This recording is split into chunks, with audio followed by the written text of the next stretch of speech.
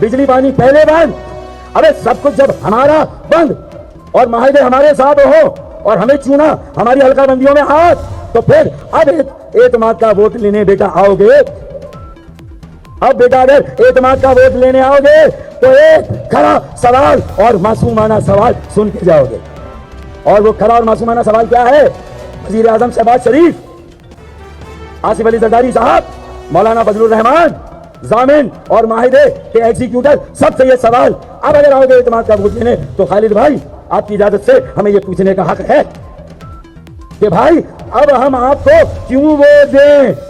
हमने तो अपना सब कुछ पाकिस्तान को भी दिया गैर मशरूत, आगे भी देंगे गैर मशरूत, लेकिन तुम्हें वोट क्यों दें?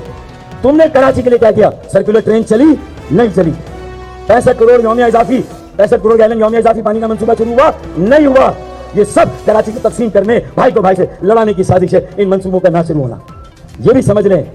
तो फिर वही वाली आखिरी बात कि आप बेटा आओगे तो इस सवाल का इत्मीनान बख्श, तसल्ली बख्श जवाब दोगे तो एतमाद का वोट लोगे, वरना ये एतमाद का वोट हम आइंदा के लिए संभाल के रखेंगे। और ये तय है कि अब सरफराज भी धोखा